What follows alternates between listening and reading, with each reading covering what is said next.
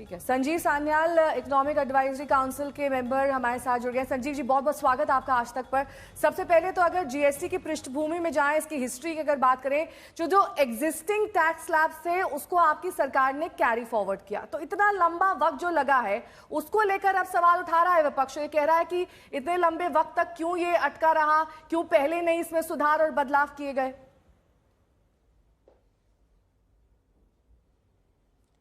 देखिए, मैं राजनीतिक तर्क में नहीं घुसना चाहता। सीधी बात यह है कि जब 2017 में ये सिस्टम लागू किया गया था, तब उस समय की सोच थी कि ट्रांजिशन के लिए जो भी अभी उस समय जो भी टैक्सेस थे उनको इसी सिस्टम में ले आया जाए, जिससे कम से कम उथल पुथल हो। क्योंकि आपको याद रखना चाहिए कि एक पूरी तरह से एक नया अगर कोई टैक्स व्यवस्था लागू किया जाता है तो उसमें कम से कम उथल पुथल होना चाहिए।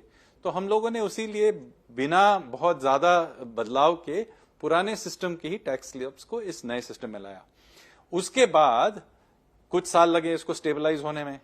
उसके बाद हम लोगों ने छोटे छोटे बदलाव किए थे। ऐसा नहीं है कि कोई टैक्स स्लैब बदले नहीं गए, इतने सालों में बहुत सारे बदलाव आए हैं।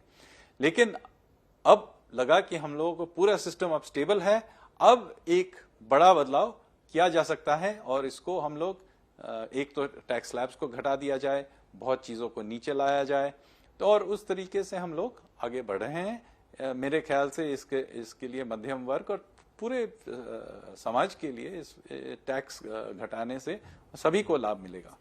संजीव जी, मेरे दो सवाल हैं। सबसे पहला सवाल आपसे ये है कि जिस तरीके से अब काफी सारे फूड आइटम्स को इसके दायरे में लाया गया है, वो अब खाद्य सामग्री कई सारी सस्ती हो जाएंगी, इसका दायरा क्या और बढ़ाया जा सकता है? क्योंकि आप चाहते हैं कि मध्यम वर्ग को इसका फायदा मिले, उनकी जेब को इसका फायदा मिले। और दूसरा सवाल ये कि अगर 22 सितंबर से ये लागू होगा तो जो एग्जिस्टिंग गुड्स हैं, जिन पर ऑलरेडी प्रिंटेड प्राइसेस हैं, उन पर नई मैन्युफैक्चरिंग में ये कब तक लागू हो पाएगा? और क्या उनका अगर प्राइस नहीं घटाया जाता है तो क्या उनके वेटेज यानी कि ग्रामेज को बढ़ाया जाएगा? देखिए, एक ट्रांजिशन के लिए अभी जो प्रोसीजर है ट्रांजिशन मैनेजमेंट के लिए, वो आपको अनाउंसमेंट किया जाएगा और उसका जो प्रणाली है उसको साफ किया जाएगा, अगले कुछ दिनों में बताया जाएगा। तो आप इसके लिए थोड़ी वक्त के लिए आप रुकिए, सब समझा दिया जाएगा। क्योंकि हम समझते हैं कि सिस्टम में ऑलरेडी बहुत सारे गुड्स एंड सर्विसेज हैं और उनको स्वाभाविक है कि अब नए सिस्टम में लाना पड़ेगा। तो इसीलिए हम लोगों ने 22 तारीख के लिए एक ट्रांजिशन टाइम भी दिया गया है। संजीव, मेरा सवाल यह है कि अमेरिकी टैरिफ भारत पर लगे हुए हैं, क्या जीएसटी में जो ये बदलाव किए गए हैं इसका कोई कनेक्शन आपस में है? इंडियन इकोनॉमी पर कितना इसका इंपैक्ट पड़ेगा, पॉजिटिव और नेगेटिव? देखिए, सीधा कनेक्शन शायद नहीं है। याद रखिए कि जीएसटी का जो ये हम लोग सुधार कर रहे हैं, ये हम लोग वैसे भी करते। अब अलग से हम लोग बाहर ये टैरिफ को लेके जो अभी यूनाइटेड स्टेट के साथ जो हो रहा है, याद रखिए कि ये सिर्फ पिछले 2 महीने से चल रहा है, जबकि ये जीएसटी का जो ये बदलाव का जो काम चल रहा है तो बहुत मतलब सालों से हम लोग इस पे काम कर रहे हैं और काफी महीनों से इस पे काम करके, ऐसा नहीं है कि अचानक से हम लोगों ने ये सब किया है।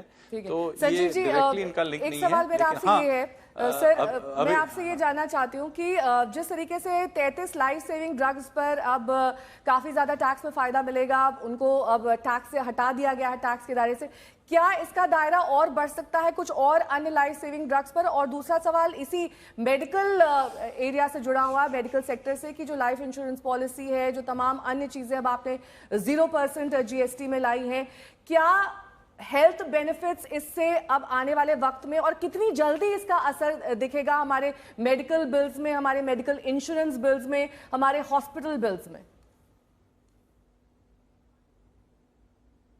देखिए, अगर टैक्स घटा दिया गया है तो स्वाभाविक है, उसका मतलब है कि इनका जो दाम है वो घट जाएगा।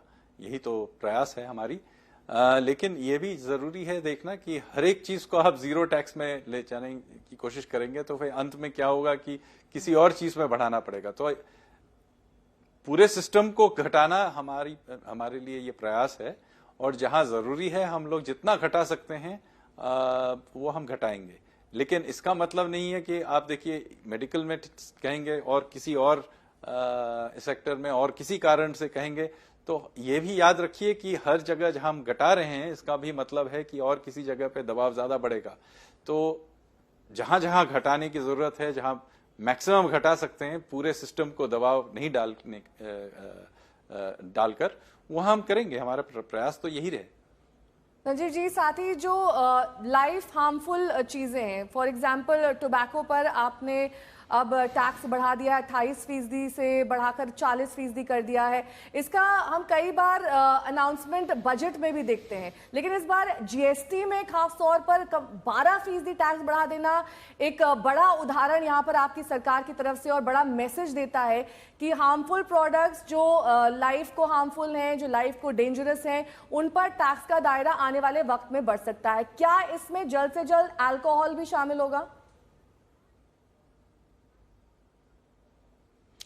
अभी तक तो नहीं, क्योंकि ये ज्यादातर अभी भी स्टेट्स के दायरे में है। क्योंकि याद रखिए कि अभी भी बहुत सारे ऐसे चीजें हैं जो सिर्फ स्टेट्स चलाते हैं, जैसे अल्कोहल। क्योंकि देखिए अगर हम जीएसटी में ले आएंगे तो फिर ये भी बात करना पड़ेगा कि फिर जहां जिन जिन स्टेट्स में प्रोहिबिशन है, जैसे मिजोरम, बिहार, गुजरात इत्यादि, वहां क्या होगा। तो ये चीजें, इन चीजों को याद रखना पड़ेगा। ये पूरा एक पूरे राष्ट्रीय स्तर पे एक ढांचा है। तो अगर हम इस चीज में किसी चीज को ले आते हैं, फिर वो पूरे राष्ट्र में उसको लागू करना पड़ता है। हम लोग फिर स्टेट बाय स्टेट अलग से नहीं कर पाएंगे। तो कुछ चीजें हैं जो हम लोगों ने बाहर रख दिया है, क्योंकि कुछ हद तक स्टेट्स के पास भी कुछ अपना इंडिपेंडेंट पावर रहना चाहिए।